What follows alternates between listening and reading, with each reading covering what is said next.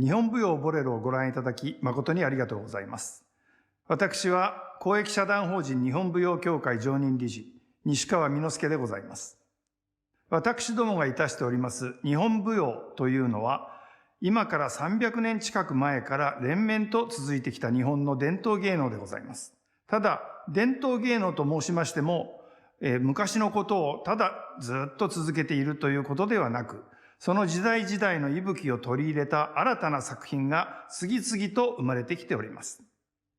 今回は西洋音楽で有名なボレロを音楽として取り入れ、私どもの日本舞踊の伝統的な技術を用いながら新たな作品を作りました。それではここで、この作品の振り付けをした花柳源九郎さんに登場してもらい、作品の見どころ、ポイントを解説してもらいます。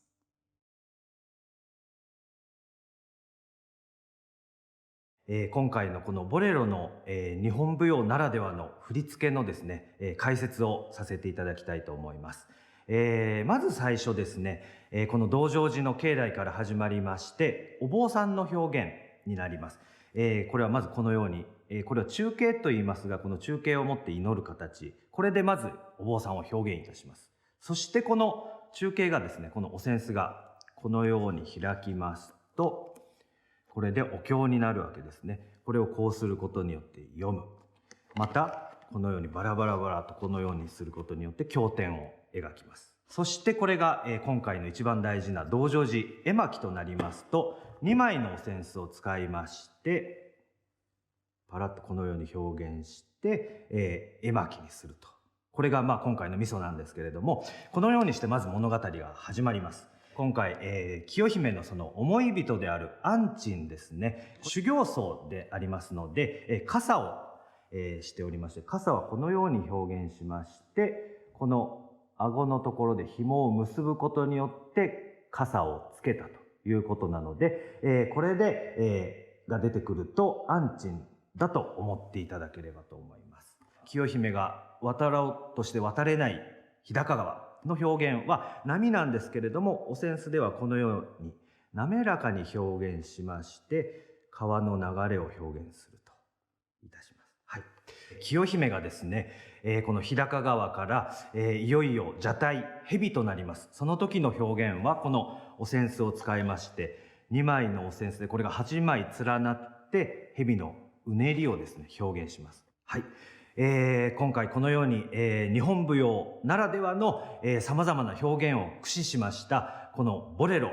この解説とともにですね、最後までゆっくりと、楽しんでいただければと思います。よろしくお願いいたします。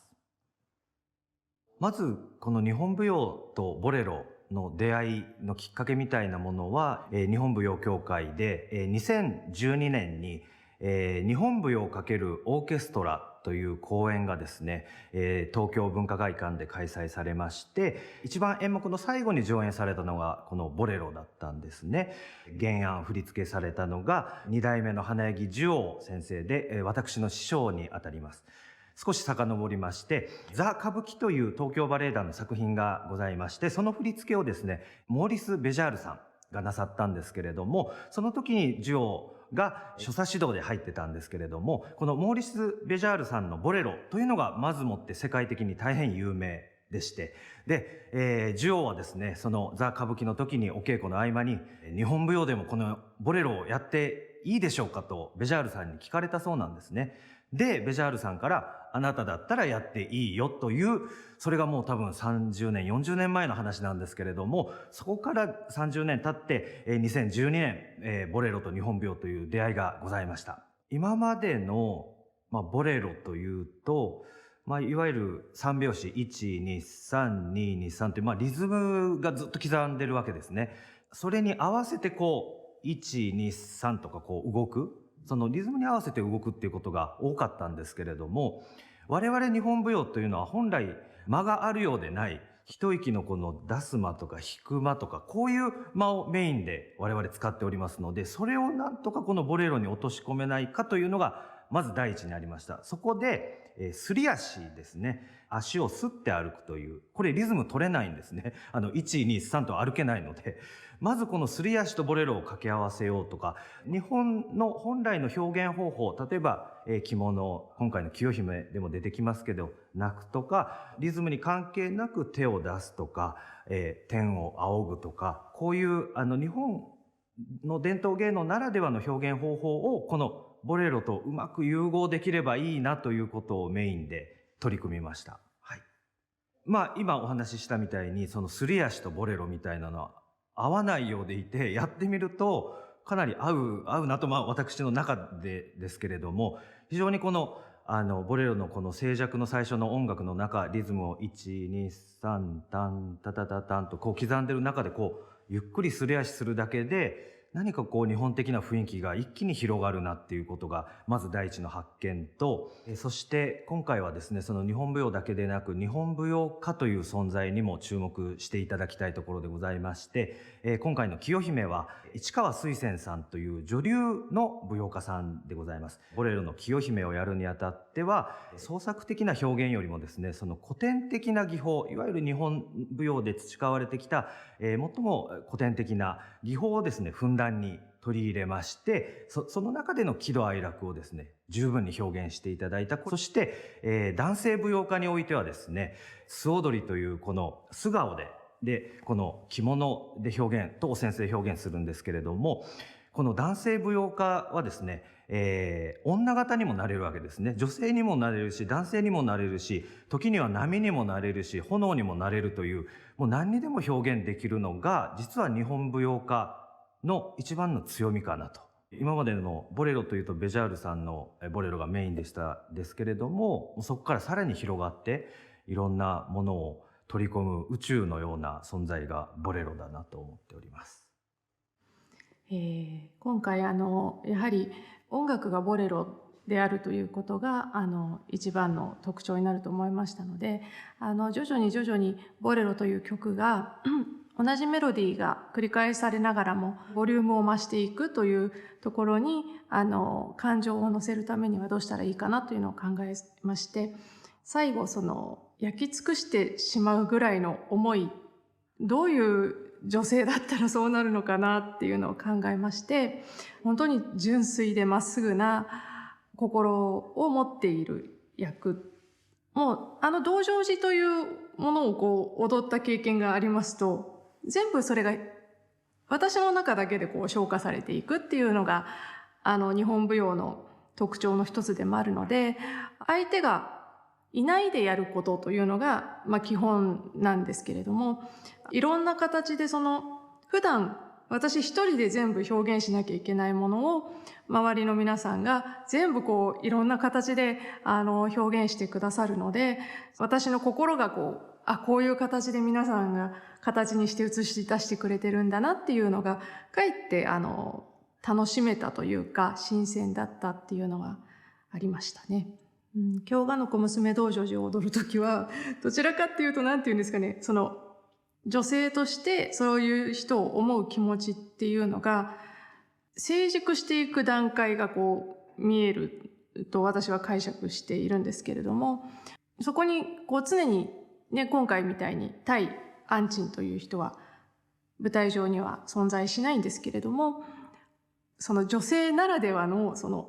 ドロッとしたという表現が正しいかどうかわからないんですけれども、そういう心のトロといいますか、京鹿の子娘道成寺を踊ってると内に入ってくるといいますか、自分の中にどんどん積み上がっていくように私は感じたんですけれども、逆にすごく外に発散していったっていう違いはあるかなというふうに思いました。いわゆる古典の日本舞踊をパッと今の現代の社会に生きている方がご覧になっても、なんだろうなっていうのはどうしても起きてしまうことだと思うんですね。で、それはやはり一番の理由というのは、江戸時代の文化をベースに作ってる舞踊なので、表現ですとか言葉とか心の在り方とかいろんなものがもうね、何百年もずれているので、当然それは今の方々に一回で見て分かっってくださいっていうのはもう無理なことだと私も思っていまして、やはりその日本舞踊やってるからこそ知っている表現っていうのがいっぱいあって、やってない方がわからないことがたくさんあるんですけれども、やはり今回ね、玄九郎さんが説明してくださって、日本舞踊の表現能力ってこういうところにあるんだっていうのを多くの方に知っていただいたっていうのは、とても有意義なことだったと私は思っています。一人で踊る部分っていうのも、日本舞踊には多いんですけれども、今回は4人、そしてまた水仙さんも入られて5人ということで、そういった表現を一斉にしなければならない部分があります。そういった時に心を一つに息を揃えてぴったりすることで大きな連帯感と躍動と表現が生まれると思っていて、その中でなかなかその息を合わせるということがお稽古の中でも大変なことで、とても僕も緊張して、その点で足を引っ張らないように、皆さんと息を揃えてやることということをすごい気にしながら、本番もですね、隣の人たちの息を聞きながら、感じを、今日の感覚、どういう感じかなというのを伺いながら、踊ってたというところが、正直率直に言うと大変なところではありました。ただ大変なところではあったのですが、それが連帯感が生まれて、迫力につながって、良かった、通じるものがあったのではないかなと思っております。アンチになったり、清姫の時には清姫の心情、そもそも清姫になりきったりする部分も中にはありまして、追いかけられる男の気持ち、女性に後ろを振り向けば女性が必死になって追いかけてきているという、そういう必死な部分もあれば、コロッと回って川だとか自然のことだとか、いろんなものに変化が次々としていく中で、でも根本的にやっぱり自分の中からその気持ちを一度整理して、その時の空気感というものを自分の本当の心の中からどうしたらお客様に伝わるかということをまず一つに置いて、それを体に表して体現していくという工程は、自分の中ではありました。そうですね。日本舞踊のその基本的な動作の中に、すり足というものがありますけれども、その地面を滑るように歩くという、能から来た動作ですけれども、そういった基本的な動作がこのボレロの中ですごく効果的に用いられているなと思っておりまして、例えば最初の冒頭部分で4人の僧侶が静かに歩く、その足の運びでその舞台の緊張感とか静寂さとか、そういう空気感を表したりすることもできますし、手の動きとか体の動きをつけることによって水の流れとか大蛇の鱗の動きとか、炎の形とか、表現できるのも、日本舞踊の持っている方の魅力だなと、思っておりますので、日本舞踊という、日本のこの素晴らしい伝統芸能ですけれども、なかなか、今の現代の人たち、に認知されていない部分もまた事実だと思いますので、なんとか日本舞踊家が、現代を生きる日本舞踊家が、力を合わせて、新しいその作品作りというのも考えていかなくてはいけないと思いますし、そのためにその新しい音楽であるとか、現代の音楽であるとか、今回のそのボレロの西洋とのコラボレーションということもそうだと思いますし、現代の音楽との融合でもやっているその舞踊の表現、技法というものはちゃんと昔のものを継承していく、そういったことが今求められているのではないかなと思います。やはり先人たちがたくさん本当に創作、また新しい舞踊をたくさん作られてきた歴史がございます。やはりその時代時代によって振り付けの仕方、そして選曲だったり照明の使い方、舞台機構の使い方、また時代によってそれぞれ本当に違うなっていうのが、私今生きておりまして感じていることがあります。その時代に合った